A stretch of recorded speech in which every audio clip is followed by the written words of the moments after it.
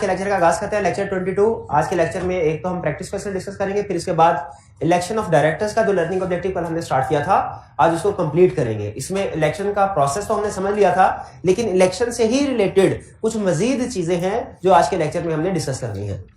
سب سے پہلے previous lecture میں سے کوئی کویسچن پوچھنا چاہتے ہو تو پوچھ لیجیے. پریویس لیکچر میں سے کوئی کویسچن. جی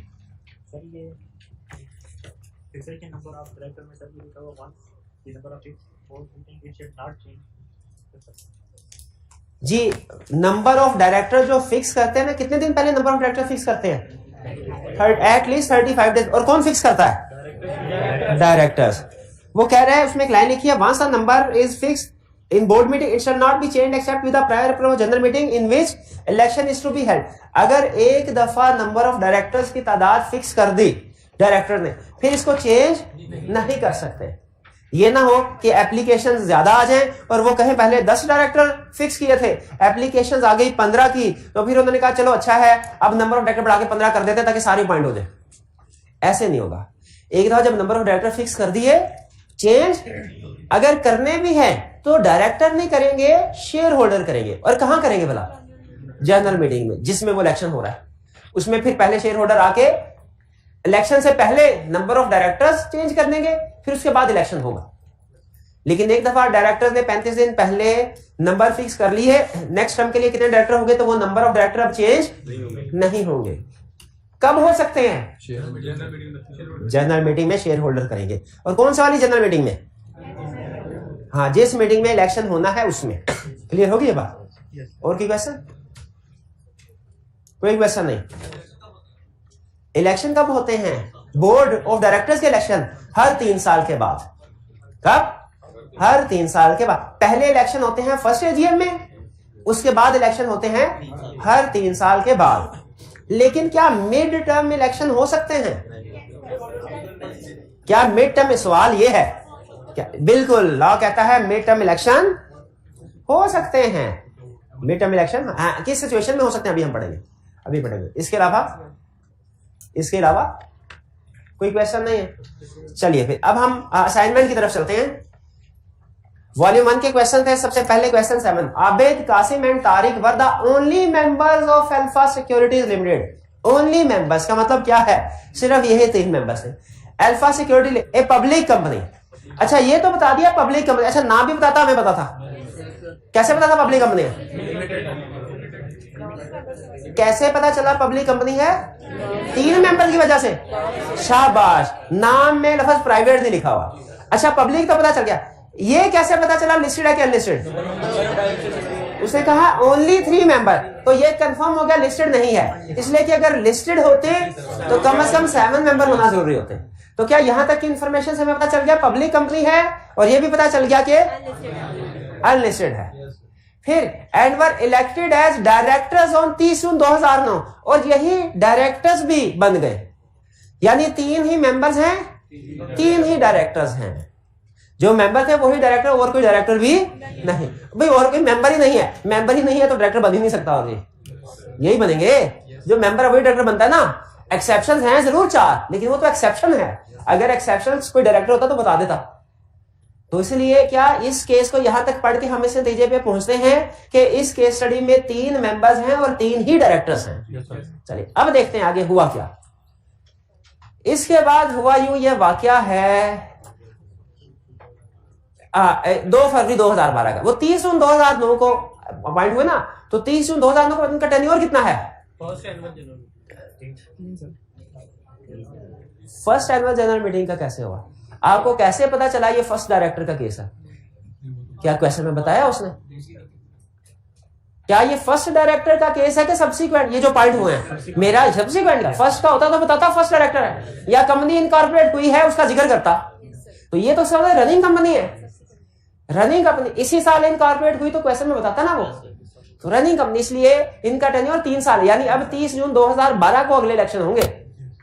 30 جون 2012 کو اگلے الیکشن ہوں گے, یا 30 جون 2012. جیسے اسمبلی کی مدت کتنی ہوتی ہے؟ 5 سال. تو 5 سال جب پورے ہو جائیں تو پھر اس کے بعد نگران حکومت آ جاتی ہے, جس میں کتنے دن میں الیکشن کرانے ہوتے ہیں؟ 90 دن کے اندر. ٹھیک ہے. اچھا قاسم کیا ہوا, کیا کیس واپس آتے؟ قاسم ایکسپائرڈ 2 فروری 2012. हाँ 3 साल पूरे होने से पहले मर गया in a road accident. Briefly describe provisions of Companies Act relating to casual vacancy as described above. अच्छा नोट कीजिए, उसने ये नहीं लिखा casual vacancy of directors, उसने कहा casual vacancy as described above. तो as above एक लॉ नहीं, एक रिक्वायरमेंट नहीं, 2 रिक्वायरमेंट अप्लाई हो रही है. कौन कौन सी? डायरेक्टर की भी, मेंबर की भी. शाबाश. तो बताइए डायरेक्टर का क्या रूल है, सॉरी रिक्वायरमेंट बताइए. अब क्या करना है इनको, पहले डायरेक्टर की रिक्वायरमेंट. क्या एज डायरेक्टर इन्हें कैजुअल वैकेंसी के तौर पे इस डायरेक्टर के फिल करना रिक्वायर्ड है कि नहीं? लेकिन ये तो अनलिस्टेड कंपनी है, भूल गए? तो लिस्टेड कंपनी ने 90 डेज में फिल करना होता है तो अनलिस्टेड है. हाँ जी, अगर मिनिमम से कम हो जाए तो अनलिस्टेड के लिए भी रिक्वायर्ड होता है कि डायरेक्टर को अपॉइंट कैजुअल वैकेंसी फिल करें. तो यहाँ पे इन्हें कैजुअल वैकेंसी फिल करनी है. कितने टाइम में? 90 डेज लिस्टेड के लिए है. अनलिस्टेड के लिए टाइम पीरियड मेंशन नहीं है. एज सून एज पॉसिबल करना चाहिए. टाइम पीरियड अनलिस्टेड के लिए मेंशन नहीं है. अच्छा मेंबर वाली बात बताए, मेंबर की अपॉइंटमेंट करनी चाहिए अब किसी को नया मेंबर, क्योंकि नंबर ऑफ मेंबर्स रिक्वायर्ड से कम हो गए. वो कितने समय करना चाहिए? हाँ उसका टाइम पीरियड बताया लॉ ने. वो कितने समय करना चाहिए? 180 डेज में. दोनों हमने इसमें अहम चीज ये थी, कैजुअल वैकेंसी डायरेक्टर की भी डिस्कस करनी है और मेंबर की भी, दोनों की कर दी. Done. B requirement, discuss the consequences if Abid and Tariq fail to fill the casual vacancy. अगर कैजुअल वैकेंसी वो फिल नहीं करते तो क्या होगा? अगर डायरेक्टर्स की कैजुअल वैकेंसी फिल नहीं करते तो उसे क्या होगा? तो ये कंपनी लॉ की वायलेशन है. इन्हें पेनल्टी इंपोज होगी, इनके ऊपर पेनल्टी इंपोज होगी. मेंबर के अगर फिल नहीं करते उसके कॉन्सिक्वेंसेस ज्यादा सख्त है. उनमें क्या होगा? आफ्टर 120 डेज 180 डेज उन पर्सनली लायबल होंगे कौन लोग? जो जानते हैं इस फैक्ट को कि नंबर ऑफ मेंबर्स कम हो गए. और किन वाले डेट्स के लिए पर्सनली लायबल होंगे? जो 180 डेज के बाद है. ये आपने ध्यान में रखना. सिर्फ 180 डेज और पर्सनल लायबिलिटी ये 2 लफ्ज लिख के ना जाइएगा, बल्कि आपने बताना है कौन से लोग जो इस फैक्ट से को जानते हैं और कौन से वाले डेट्स के लिए 180 डेज के बाद वाले. 7 क्लियर हो गया. 7 अच्छा क्वेश्चन था. ये उसने 2-3 दफा इसी स्टाइल में क्वेश्चन पूछा हुआ है कि आपने मजीद, इसलिए इसको आपने अच्छे तरीके से देखना, उसके एग्जामिनर कमेंट्स भी पढ़ लीजिएगा. इसमें कोई प्रॉब्लम या कोई डिस्कस करना चाहते हो? नहीं, आगे चलते हैं. नेक्स्ट है हमारा क्वेश्चन 7 के बाद कौन सा था? 8 था.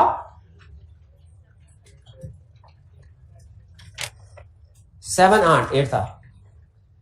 Explain whether or not the following statement is in accordance with provisions of Companies Act 2017. यानी जिस तरह आपका नॉर्मली क्वेश्चन होता है ना ट्रू और फॉल्स का, ये एक तरह से आपका ट्रू और फॉल्स का क्वेश्चन है. कंपनी लॉ में अक्सर इस तरीके से क्वेश्चन बनाता है, कहता है बताइए ये फॉलोइंग स्टेटमेंट कंपनीज एक्ट के मुताबिक है कि नहीं. तो उसमें आपने ये भी बताना है कंपनीज एक्ट के मुताबिक है कि, जो कि अक्सर नहीं होगी, उसमें कोई ना कोई हाँ जी. फिर बताना भी है कि इसमें गलती क्या है. कह रहे ए company may change the number of directors to be elected at least 21 days before the date of general meeting at which election is to be held. जो नंबर ऑफ डायरेक्टर्स है वो चेंज कर सकते हैं. अभी थोड़ी देर पहले हम डिस्कस कर रहे थे. क्या कर सकते हैं? नहीं. Number of directors once fixed shall not be changed except with approval of shareholders in general meeting in which election is to be held. पूरी बात किया करें. कंपनी लॉ में आप पूरी बात नहीं करते. in general meeting in which election is to be held. जी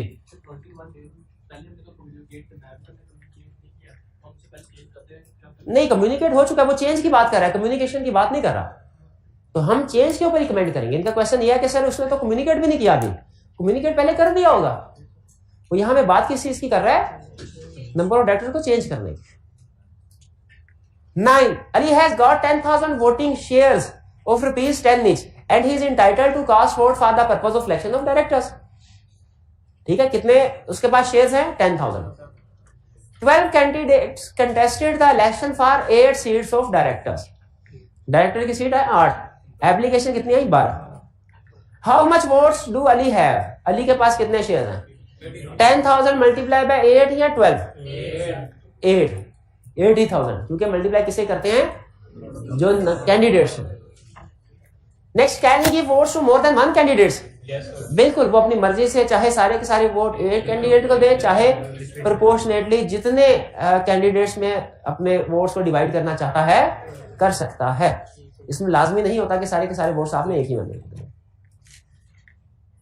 جی اس میں کوئی پرابلم 9 میں. 10 ABC Limited held voting for election of directors. 5 candidates contested the election for 3 seats of directors. اب اس سے تو پتا چل گیا ٹائپ آف کمپنی کون سی ہے, انلسٹڈ ہے, کیونکہ 3 ڈائریکٹر ہے نا, 3 ڈائریکٹرز کا الیکشن ہو رہا ہے. 5 کینڈیڈیٹ سے A, B, C, D اور E. ان کو کتنے ووٹ ملے؟ 75, 44, 12, 57, 70,000 ووٹس ریسپیکٹیولی. کتنے ووٹس ملے ان کو؟ 75,000 44 ریسپیکٹیولی کا مطلب کیا ہوتا ہے؟ جیسے جیسے نام آ رہے ہیں ویسے ویسے vote A, B, C, D. Which of the directors will be declared as elected director? کون سا ڈائریکٹر الیکٹ ہو؟ اب دیکھیں 3 ہے نا, تو جب سب کو ووٹ ملتے تو کیا کرتے ہیں؟ ٹاپ 3 والے سلیکٹ ہوں گے. ٹاپ 3 کون سا ہے؟ 75 والا, 57 والا اور 44 والا. تو کون کون سا ڈائریکٹر الیکٹڈ ہے؟ A, B اور D. A, B اور D جو بھی نام ہے. Which of the elected directors will have highest decision making power in board meeting? تو جس کے سب سے زیادہ ووٹس ہوں گے, سب سے زیادہ, ایسے نہیں ہوتا. ہاں جی, وہ ووٹس الیکٹ ہونے کے لیے, پاورز کے لیے نہیں. سارے ڈائریکٹرز کی پاور سیم ہے, ممبرز کی پاور شیئر کے لحاظ سے کم زیادہ ہوتی ہے, لیکن جتنے بھی ڈائریکٹرز ہیں ان کی پاور سیم ہے. ہائیسٹ ڈائریکٹر یا لوسٹ ووٹ اگر ایک دفعہ سکسیسفل ہو گئے تو پاور سیم ہے, سب کا ایک ہی ووٹ ہوتا ہے بورڈ میٹنگ میں. 10 کلیئر؟ اس میں کوئی پرابلم؟ بس یہی تھا 10 تھے, اس کے بعد اور تو نہیں ہے.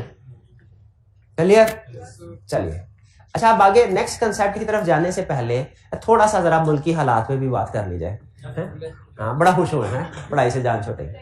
اچھا مجھے تھوڑا اتنا اندازہ نہیں ہے, لیکن مجھے یہ بتائیے, یہ جو جنرل الیکشن ہوتے ہیں, جنرل الیکشن, اس کا ٹینیور کتنا ہوتا ہے؟ 5 سال کا ٹینیور ہوتا ہے ان کا. لیکن ہمارے لا میں تو ڈائریکٹرز کا ٹینیور 3 سال کا ہوتا ہے. لیکن وہ ظاہر ہے ہمارا جو ڈائریکٹر کمپنی کے معاملات کمپنیز ایکٹ کے مطابق چلتے ہیں, ملک کے معاملات تو کنسٹیٹیوشن آف پاکستان 1973 کے مطابق, تو اس میں 5 سال ہے. تو کیا ہوا, ہم کمپنی کے کیس میں تو 3 سال ہی اپلائی. چلے ٹھیک ہے. اچھا 3 سال 5 سال کے بعد کیا ہوتا ہے؟ کیا نگران حکومت آ جاتی ہے؟ اچھا نگران حکومت میں الیکشن کروانے ہوتے ہیں.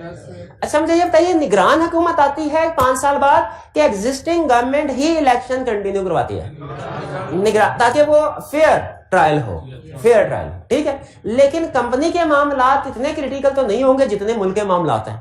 تو کمپنی کے معاملات میں میں سوچ رہا ہوں کہ جب ڈائریکٹر کا 3 سال کی ٹرم پوری ہو جاتی ہوگی تو کیا ریٹائرنگ ڈائریکٹر کی ہی ذمہ داری ہے کہ وہ الیکشن کروائیں, کہ یا کہ کوئی نگران حکومت آتی ہوگی؟ آپ کے خیال میں کیا زیادہ ایفیشینٹ وے ہے؟ ایگزسٹنگ ڈائریکٹر, کیونکہ وہ بھی کمپنی کے اندر ہی ہے, وہ بھی شیئر ہولڈر, اور بعض اوقات وہی دوبارہ بھی الیکشن لڑے تو وہی ہو سکتا, ٹھیک ہے. اچھا یہ ریٹائرنگ ڈائریکٹر کو کتنے عرصے میں فریش الیکشن کروا دینے چاہیے؟ 35 دن میں. بھائی جنرل الیکشن تو 90 ڈیز میں ہوتے ہیں, تو یہ بھی شاید 90 ڈیز ایک ریزنیبل ٹائم پیریڈ اگر ہے تو بورڈ آف ڈائریکٹر کا الیکشن بھی 90 ڈیز میں ہو سکتا. اچھا مجھے یہ بتائیے, اگر ڈائریکٹر ریٹائرنگ ڈائریکٹر 90 ڈیز گزر جائیں اور وہ کہیں کہ بھائی کمپنی کے حالات بہت خراب ہیں, ایسے حالات میں تو ہم نے کمپنی کا بھلا سوچنا ہے, ہم نے اپنے سیاست نہیں کرنی, خود غرضی کی سیاست نہیں کرنی, اس لیے الیکشن کو چھوڑو, دوسرے معاملات کو دیکھو, حالات بڑے خراب ہیں. ڈائریکٹر اگر ایسا کرے 90 ڈیز کے اندر الیکشن نہ کروائیں تو آپ کے خیال میں کس کو انٹرفیئر کرنا چاہیے؟ سپریم, اچھا کورٹ کو کرنا چاہیے, کورٹ کو کرنا چاہیے, اور الیکشن کمیشن کو نہیں کرنا چاہیے. کیا مطلب یہ؟ اگر فرض کیجئے کہ گورنمنٹ جو پروونشل گورنمنٹ یا فیڈرل گورنمنٹ ہے, یہ اگر 90 ڈیز میں, فرض کیجئے مثال کے سمجھا 90 ڈیز میں الیکشن کنڈکٹ نہیں کرواتی تو ہر کام کورٹ ہی کرے گا, الیکشن کمیشن نے کیا کرنا ہے؟ اصولی طور پہ تو الیکشن کمیشن کو آرڈر دینا چاہیے, لیکن اگر الیکشن کمیشن بھی آرڈر نہ دے پھر کورٹ کی بات سمجھ آتی ہے. اچھا یہ کمپنی کے کیس میں کورٹ تو ہوگا کیونکہ کورٹ میں کہا پڑی, الیکشن کمیشن نہیں ہوگا, تو آپ کے خیال میں الیکشن کمیشن کی جگہ پہ کون پرسن ہوگا جو آرڈر؟ شاباش, رجسٹرار ہوگا جو یہ کہے گا کہ الیکشن کنڈکٹ کروائے جائیں. تقریباً ملتا جلتا کنسپٹ جو ملکی حالات چل رہے ہیں یہی کنسپٹ اس نے ہمیں کمپنی کے کیس میں بھی بتایا ہے. اب آپ نے دیکھنا ہے کہ کمپنی کے کیس میں وہ کیا حل بتا رہا ہے اور کیا یہ حل ملکی حالات میں بھی سوٹیبل ہے کہ نہیں, یہ فیصلہ آپ کا. ہاں کمپنی کے کیس میں کیا حل بتایا یہ میں آپ کے ساتھ شیئر کر دیتا ہوں. مسئلہ ایک ہی ہے, وہی مسئلہ جو اس وقت پاکستان کا مسئلہ وہی اس وقت کمپنی کا بھی مسئلہ. کیا ایشو کیا ہے کہ ڈائریکٹرز کی ٹرم ایکسپائر ہو گئی, 3 سال کے لیے تھا نا, 3 سال پورے ہو گئے. اب 3 سال کے بعد الیکشن کروانا ہے. کون کروائے گا, کیسے کروائے گا, کب کروائے گا, ان سوالوں کا جواب آپ کو دے رہا ہے. ہیڈنگ ہے جی ڈیوٹی آف ریٹائرنگ ڈائریکٹرز. کہہ رہے ہیں ریٹائرنگ ڈائریکٹر شال continue to perform their function until their successors are elected. اس کا مطلب ہے لا کے اندر نگران حکومت کا کوئی کنسپٹ نہیں ہے. جب تک نئے ڈائریکٹرز اپوائنٹ نہیں ہوتے ایگزسٹنگ ڈائریکٹرز ہی کام, اور ایگزسٹنگ ڈائریکٹرز کی نیت بدل سکتی ہے. اب اس پہ انہیں پتا ہے کہ الیکشن کروائیں گے تو نئے بندے آئیں گے نا, الیکشن ہی نہیں کروائیں گے تو نئے بندے آئیں گے نہیں. اس لیے اس نے کہا رکے بغیر دوسرا کنسپٹ فوراً پڑھ لو. دوسرا کنسپٹ کیا ہے, they shall take immediate action to hold election of director. they shall take یعنی جو ریٹائرنگ ڈائریکٹر کی ذمہ داری ہے کنٹینیو کریں, لیکن کنٹینیو کرتے ہوئے انہوں نے کنٹینیو کس لیے کرنا ہے, امیجیٹ الیکشن کروانے کے لیے. کنٹینیو وہ خود کمپنی کو چلانا نہیں شروع کر دیں گے, الیکشن کے لیے جب تک الیکشن نہیں ہوتا, اور امیجیٹ ایکشن ہے. پھر کیا کرے, holding of such general meeting can be delayed. کون سی جنرل میٹنگ, جس میں الیکشن ہونا ہے. یہ ڈیلے ہو سکتی ہے کیا الیکشن ڈیلے, کیونکہ جنرل میٹنگ میں الیکشن ہونے ہیں. تو دوسرے لفظوں میں کیا کہہ رہا ہے, کیا الیکشن ڈیلے ہو سکتے ہیں. کہہ رہا ہے holding of such general meeting can be delayed for a period up to صرف 90 days تک.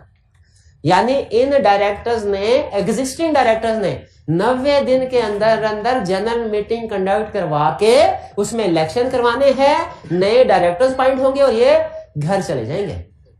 لیکن اگلا سوال پھر کیا یہ 90 days کا پیریڈ ایکسٹینڈ ہو سکتا ہے. اس کا جواب ہے ایکسٹینڈ ہو سکتا ہے, لیکن ان ڈائریکٹر کے کہنے پہ نہیں, رجسٹرار کے کہنے پہ یا کورٹ کے کہنے پہ.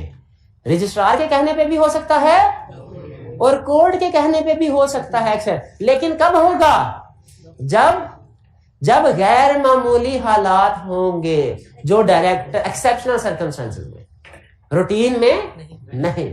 اب ایکسیپشنل سرکمسٹانسز کیا ہیں ان کا ذکر نہیں کیا, اور یہی سے مسئلہ رائز ہو گیا. ڈائریکٹر تو یہی کہہ رہے ہوں گے, او بھائی جان کسٹمر نے آرڈر دیا تھا کینسل کر دیا, ایکسیپشنل سرکمسٹانسز آ گئی ہیں, اب الیکشن نہیں ہو سکتا, اب تو ہم پہلے اس کسٹمر کو منا لیں, الیکشن کو بعد میں دیکھیں. کیا یہ ایکسیپشنل سرکمسٹانسز ہیں؟ نہیں ہے. یہ آپ کو بتا رہا ہے ایکسٹینڈڈ ایز میں be allowed by registrar only in exceptional circumstances beyond the control of directors. یہ لائن انڈر لائن کر رہے ہیں, only in exceptional circumstances beyond the control of the election. 90 days سے کب ایکسٹینڈ ہو سکتا ہے, only in exceptional circumstances beyond the control of directors. ٹھیک ہے, are in compliance of any order of court. اس پوری لائن کا مطلب پتا کیا بنا کہ الیکشن ایگزسٹ, ریٹائرنگ ڈائریکٹر جو ہے نا الیکشن کروائیں گے 90 دن کے اندر. کیا یہ الیکشن ڈیلے ہو سکتے ہیں؟ یس, لیکن کب ہوں گے, exceptional circumstances beyond the control of director. اور کس کے آرڈر پہ ہوں گے, رجسٹرار یا کورٹ کے آرڈر پہ. یہ مین کنسپٹ ہے. یہ بات سمجھ آ گئی, ڈائریکٹر کے اپنے کہنے سے الیکشن ڈیلے نہیں ہوگا, ہونا بھی نہیں چاہیے. پھر کہہ رہا ہے اگر کوئی بھی ہرڈل آتی ہے نا اس سچویشن میں, ڈائریکٹر یعنی اس میں کوئی پرابلم آتی ہے, ڈائریکٹر جیسے پیسے نہیں ہیں کمپنی کے پاس الیکشن کروانے کے لیے, پیسے ہی نہیں ہیں کم, تو پھر کیا ہو, in case of any hurdle they will report such circumstances to registrar with in 45 days before general meeting in which election is to be held. تو وہ جو پرپوز یعنی 90 دن ہے نا, جو 90 دن جس ڈیٹ کو پورے ہو رہے ہیں اس سے کم از کم 45 دن پہلے بتا دیں سر ہمارے پاس پیسے ختم ہوئے ہیں, ہمیں کہیں سے لون لے کے دیں, کسی بینک سے یا IMF سے, جو بھی تیار ہو جائے, تاکہ وہ ہمیں لون دے گا. لیکن یہ کب بتانا ہے, ہاں جی, یعنی اگر 1 مارچ کو فرض کیجئے 1 جنوری ہے, اس کو ٹرم پوری ہو رہی تھی, تو جنوری فروری مارچ 90 دن کب پورے ہوتے ہیں, 31 مارچ کو, 30 مارچ کو, 31 مارچ کو. تو 31 مارچ سے 45 دن پہلے یعنی 16 فروری کے لگ بھگ بتا دیں کہ سر ہمارے پاس پیسے ختم ہے, کیونکہ لاش میں کہہ رہا ہے کہ 45 دن کا مارجن ہوگا نا, جو بھی ہرڈل ہے اس کو ریزالو کر لیں گے ان 45 دن میں, الیکشن ٹائم پہ کروانے ہیں. یہ نہ ہو الیکشن سے 4 دن پہلے کہہ دیں سر پیسے ہی کوئی نہیں ہے, تو وہ تو پھر آئین کی خلاف ورزی ہو جائے گی نا, کیونکہ کمپنی کا آئین کیا ہے, کمپنیز ایکٹ, تو وہ کیا کہتے ہیں 90 دن میں الیکشن ہو. تو ڈائریکٹر نے کتنے دن میں الیکشن کروانے ہیں؟ اگر کوئی پرابلم ہو بھی گئی 45 دن پہلے بتا رہا. ہاں جی بالکل بھائی یہ بات سمجھ آئے. کہہ رہا ہے اگر اچھا فرض کیجئے گورنمنٹ وہ کہتے ہیں سارا قانون ٹھیک ہے, ہم نہیں مانتے اس کو, ہم نہیں مانتے, کمپنی کے شیئر ہولڈرز ڈائریکٹرز ہم ہیں, کورٹ کے پاس کہاں سے پاور آ گئی؟ کورٹ کو کیا پتا کمپنی کیسے چلاتے ہیں؟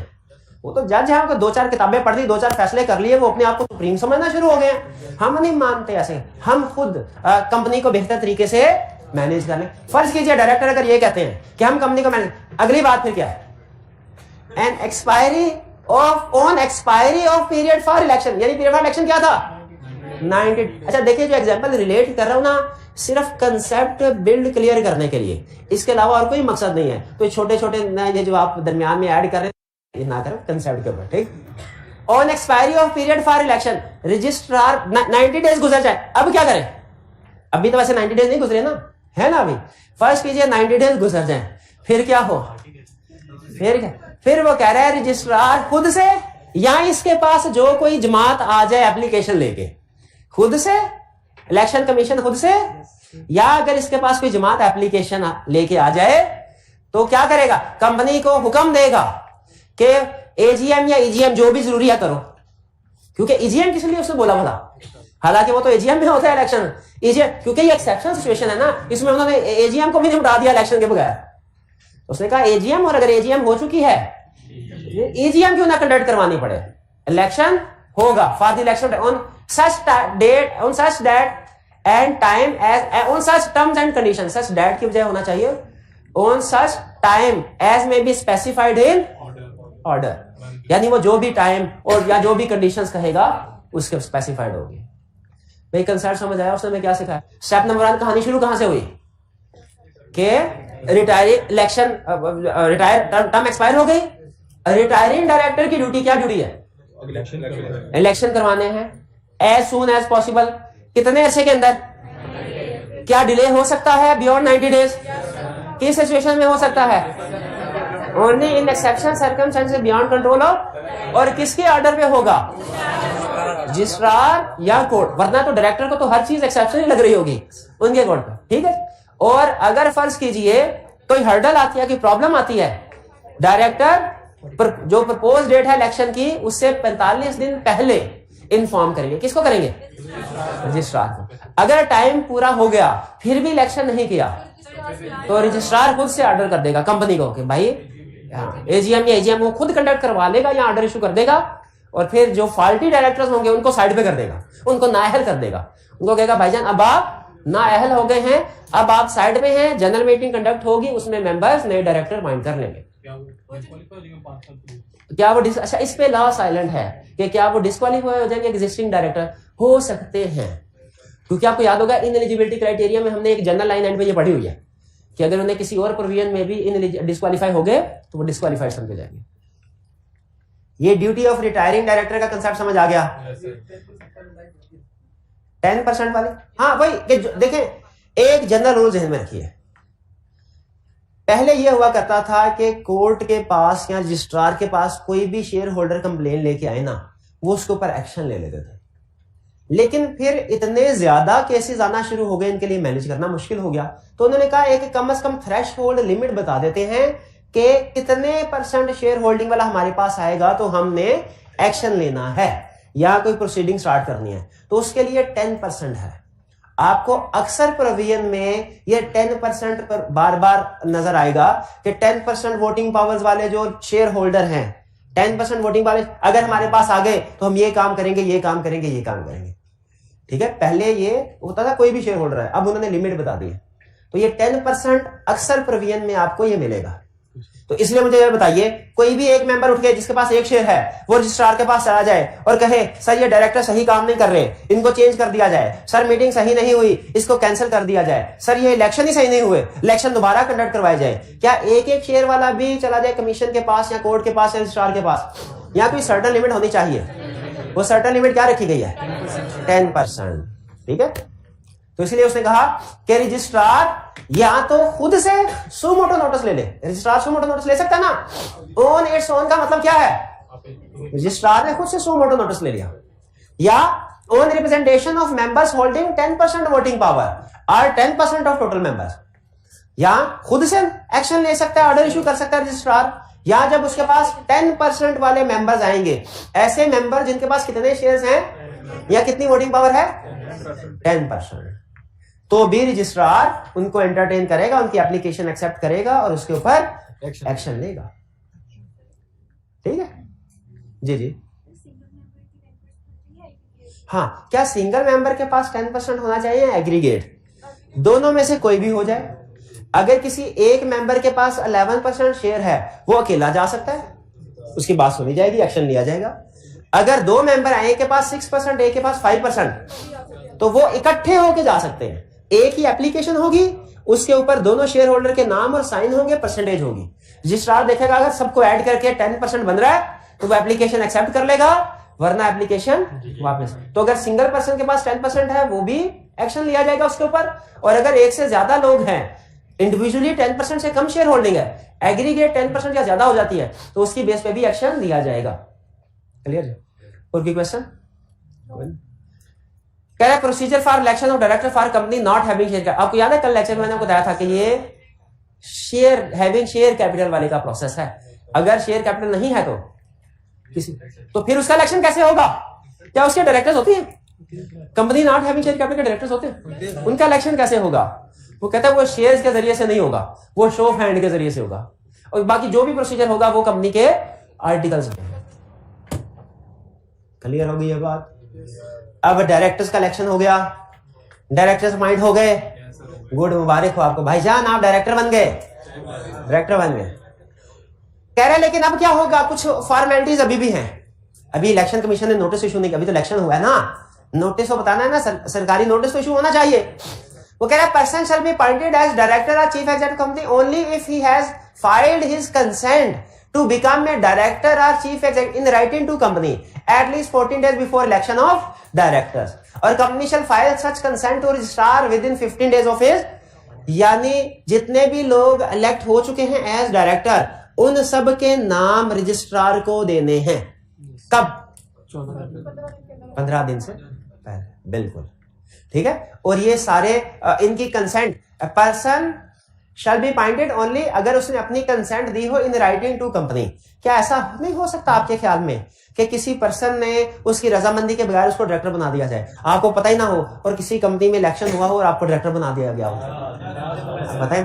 اس نے کہا ایسا نہیں ہونا چاہیے, ایسا نہیں ہونا چاہیے, ورنہ ہم یہیں پہ اپنی میٹنگ کرتے, اس میں شاہد آفریدی کو ڈائریکٹر بنا دیتے, وہ ادھر میچ کھیل رہا ہوتا, ادھر ڈائریکٹر بنا کے ہم اسے لون لینے کے لیے بینک کے پاس چلے جاتے اور کہتے کہ اس ڈائریکٹر کی انلمیٹڈ لائبلٹی ہے. بینک بھی خوش ہو جاتا, اچھا یہ بھی ڈائریکٹر ہے آپ کا.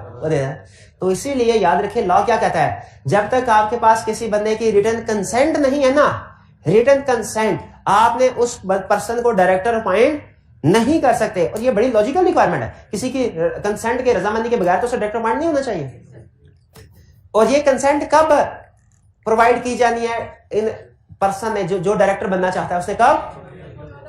14 days before election of directors. اور پھر یہی کنسنٹ کی کاپی جمع کروانی ہے رجسٹرار کو کب؟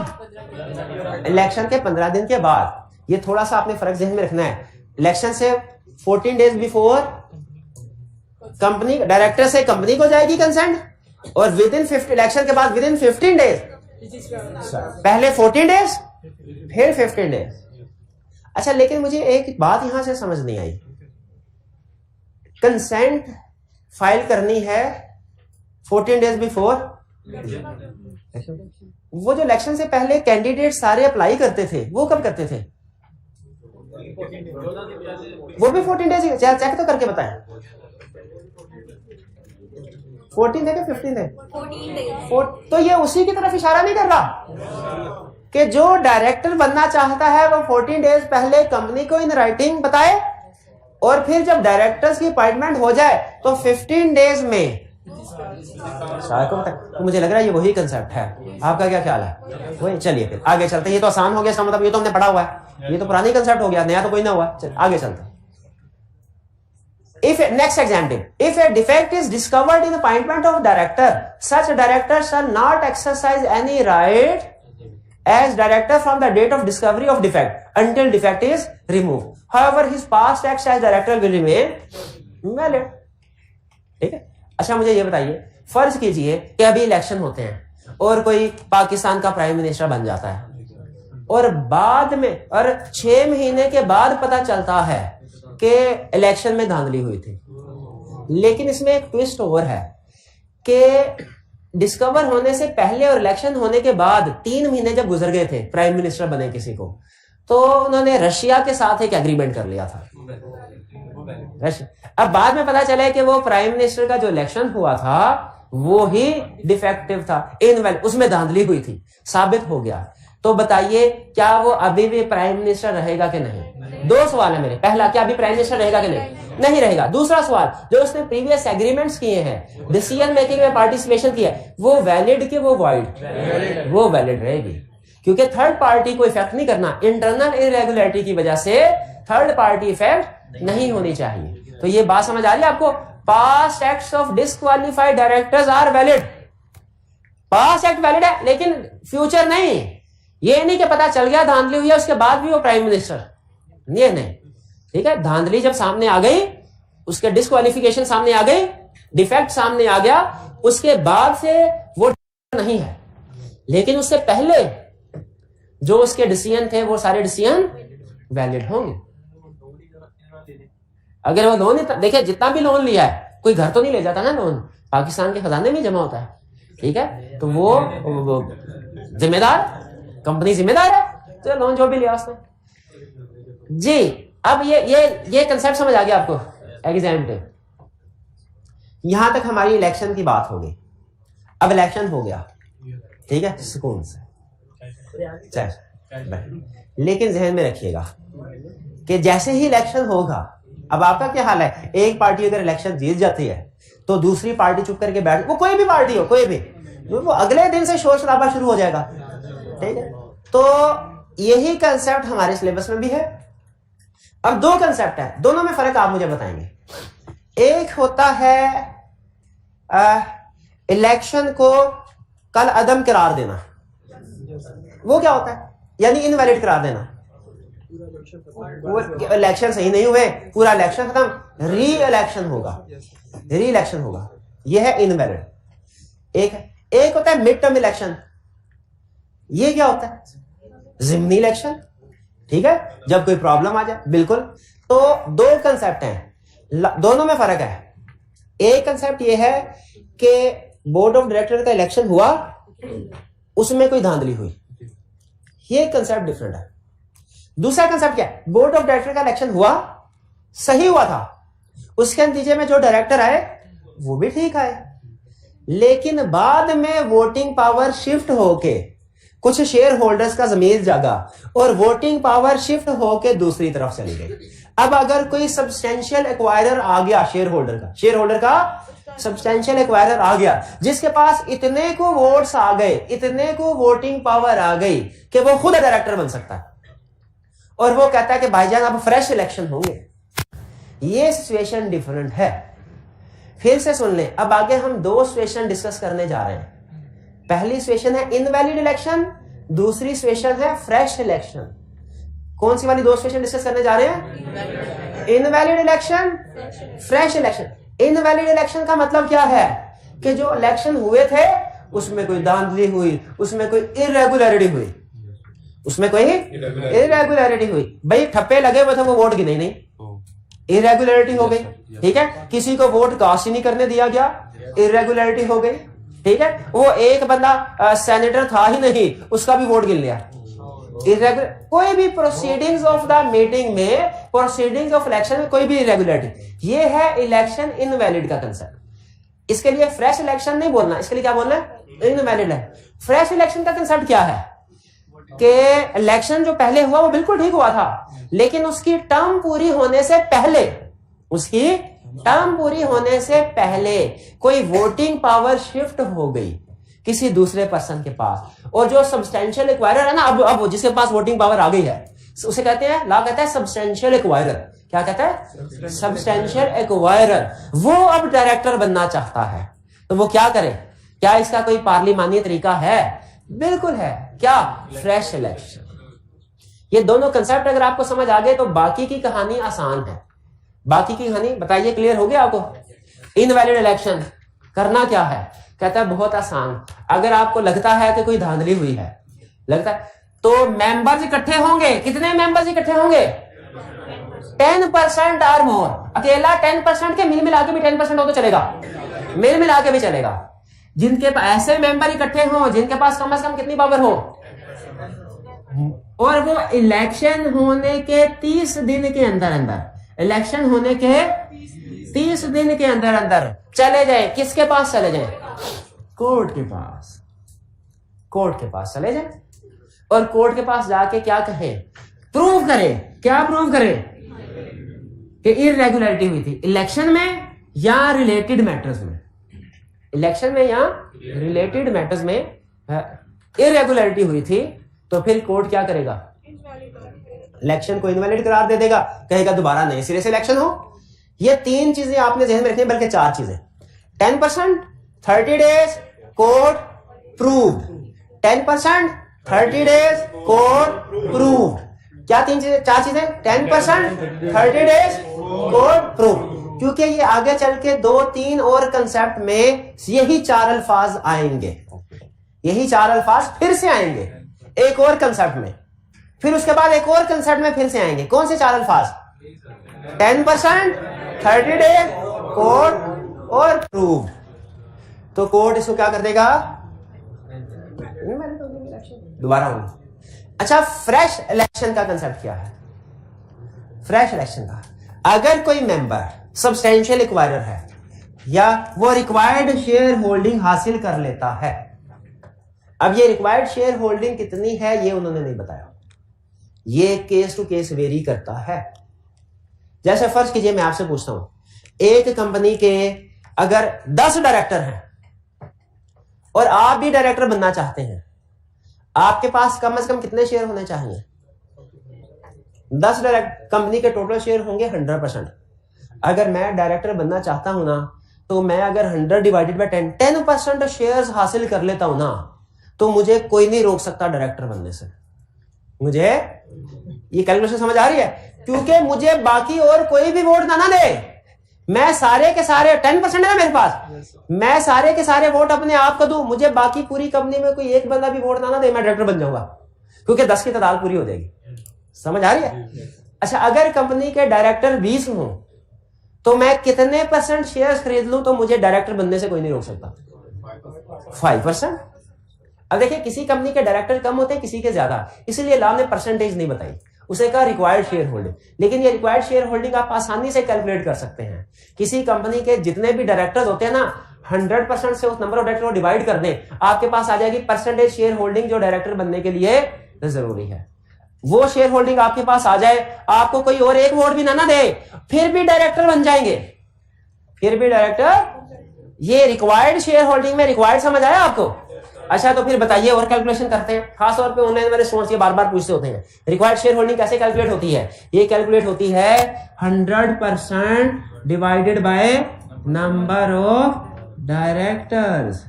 اگر کسی کمپنی کے ڈائریکٹر ہوں 22, آپ اس کمپنی کا ڈائریکٹر بننا چاہتے ہیں, کتنے پرسنٹ شیئر خریدنے پڑیں گے؟ 100 ڈیوائڈیڈ بائی 22, 4.5% آتا ہے. 4.5%. اگر آپ کے پاس ریکوائرڈ شیئرز آ گئے, اب آپ نے کس کو اپلائی کرنا ہے؟ کمپنی کو. کمپنی کو اپلائی کرنا ہے اور اسے کہنا ہے فریش الیکشن کراؤ. بھائی میں بھی ڈائریکٹر بننا چاہتا ہوں, فریش الیکشن کرواؤ. کمپنی کیا کرے گی؟ کمپنی کے پاس ایک شارٹ کٹ وے ہے, ایک لانگ کٹ وے ہے. سچویشن کیا ہے بھلا؟ سچویشن ذہن میں رکھیے گا. سچویشن کیا ہے؟ ایک پرسن کے پاس شیئرز آ گئے ہیں, ووٹنگ پاور اس کے پاس آ گئی ہے, وہ ڈائریکٹر بننا چاہتا ہے, کمپنی کو وہ نوٹس دے گا, او بھائی جان آپ کدھر, میرے پاس شیئرز آ گئے ہیں, آپ کو پتہ ہی نہیں چلا, لاؤ مجھے ڈائریکٹر بناؤ, لاؤ مجھے ڈائریکٹر بناؤ. یہ پاس میں کچھ اس طرح کی ایگزامپلز ہیں کارپوریٹ لیول پہ کہ ایک پرسن کو ڈائریکٹر نہیں بننے دے رہے تھے, اس نے کہا اچھا, چپ کر کے تھوڑے تھوڑے شیئر خریدتا گیا, تھوڑے کر کے, تاکہ زیادہ بلک میں خریدنے کے لیے وہ نظر رکھتے ہیں, تھوڑے شیئر. جیسے ہی ریکوائرڈ پرسنٹیج ہوئی اتنی, فوراً اس نے کمپنی کو نوٹس بھیج دیا, اور کمپنی کے اوپر لازم ہو جاتا ہے کہ 30 دن کے اندر فریش الیکشن کروائے. تو جیسے ہی کمپنی کو نوٹس ملا, ایک شیئر ہولڈر نے کہا میرے پاس ریکوائرڈ شیئر ہولڈنگ آ گئی, مجھے ڈائریکٹر بننا ہے, فریش الیکشن کرواؤ, کمپنی کے اوپر لازم ہے 30 دن کے اندر اسٹیپس لے گی اور الیکشن کروائے گی. 30 دن کے اندر کمپنی شل پروسیڈ, کمپنی شل کنڈکٹ الیکشن, یہ نہیں کہا, یعنی کاروائی شروع کر دی جائے گی 30 دن کے اندر. کاروائی سے مراد نوٹس بھیج دیا جائے گا, میٹنگ چاہے الیکشن چاہے 30 دن کے بعد ہو جائے. پروسیڈ کا مطلب سمجھ آیا, ٹھیک ہے, نوٹس پہ. ہاں لیکن اب انہوں نے کہا نمبر آف ڈائریکٹر شل ناٹ بی ریڈیوسڈ. اب اگر اس بندے کے پاس 4.5% شیئر تھے, اب وہ بندہ ایسا ہے کہ اس کو ڈائریکٹر نہیں بنانا چاہتے, چپکے سے شیئر خرید رہی ہے. اب کمپنی کے پاس قانونی حربے ہیں نا, کمپنی نے کیا کیا, کمپنی نے کہا اچھا سب سے پہلے شیئر ٹرانسفر کلوز کر دیں. آگے چل کے ہم لا میں ایک پروویژن پڑھیں گے, close of register of share holder, جس میں آپ یہ اسٹڈی کریں گے کہ شیئر کی ٹرانزیکشن کو کمپنی بند بھی کر سکتی ہے. تو وہ کیا کریں گے, شیئر کی ٹرانزیکشن کو بند کر دیا. پھر انہوں نے کہا الیکشن ہم کرواتے ہیں, لیکن اب کی بار الیکشن جو ہے نا, اب 22 تھے, اب 10 ڈائریکٹرز ہوں گے, 10 ڈائریکٹرز ہوں گے, بلکہ 20 ہوں گے, 20 ڈائریکٹر. اب خود بتائیں ایگزسٹنگ والے کے پاس کتنے شیئر تھے, 4.5. اگر نمبر آف ڈائریکٹر ریڈیوس کروا کے 20 کر دیے جائیں, 5% ہو جائے گی, وہ ڈائریکٹر نہیں بن سکے گا. تو یہ قانونی حربہ کمپنی کے پاس ہے. لیکن لا نے کیا کہا, اس نے کہا یہ کام آپ نہیں کریں گے. یعنی جب کبھی سبسٹینشیل ایکوائرر نے آپ کو نوٹس بھیج دیا تو آپ نے الیکشن کنڈکٹ کروانے کے لیے جب اسٹیپس لینے ہیں نا, اب نمبر آف ڈائریکٹر ریڈیوس نہیں ہوں گے, انکریز کر سکتے. کیوں, کیونکہ ریڈیوس کرنے سے جو اس کے وہ آؤٹ ہو جائے گا, تو آپ اس کے ساتھ یہ زیادتی نہیں کریں گے. کلیئر. اور اگر لسٹڈ کمپنی ہے تو وہ کمیشن کے پروسیجر کو فالو کرے گی, کیا ہوں گے. کلیئر. یہ ہے لانگ کٹ وے. یہ کیا ہے, ایک شارٹ کٹ بھی ہے. میں چاہتا ہوں آپ خود سوچیں, کل بتاؤں گا, نہیں سوچنا آج ہے, کل بتا دیجئے گا. سوچنا کیا بلا کہ اگر کسی پرسن کے پاس ریکوائرڈ شیئر ہولڈنگ آ جائے اور وہ کمپنی کو نوٹس ایشو کر دے کہ فریش الیکشن کروائے, مجھے بھی ڈائریکٹر بننا ہے, تو کمپنی یہ سارے چکروں میں پڑے گی. 30 دن کے اندر سٹیپس لیں گے, بعد میں بورڈ میٹنگ کنڈکٹ کروائیں گے, لسٹڈ کمپنی ہے تو کمیشن کے رولز کو بھی فالو کریں گے. کیا ان سارے پروسیس کا کوئی شارٹ کٹ ہے؟ اس کا جواب ہے. بندے کی ڈیتھ کروا دیں, نہیں یہ شارٹ نہیں. وہ کیا ہے وہ کل ڈسکس کریں گے. بھائی کنسیپٹ سمجھ آ گیا. آج ہم نے چھوٹے 3 کنسیپٹ ڈسکس کیے. ایک, جب ٹینیور پورا ہو جائے تو ریٹائرنگ ڈائریکٹر کی ذمہ داری کیا ہے, پھر انویلڈ الیکشن, اور پھر فریش الیکشن. ٹھیک ہے, یہ پڑھ کے آئیے گا, ہوم اسائنمنٹ کر کے آئیے گا. آج کا لیکچر یہاں ختم کرتے ہیں. اللہ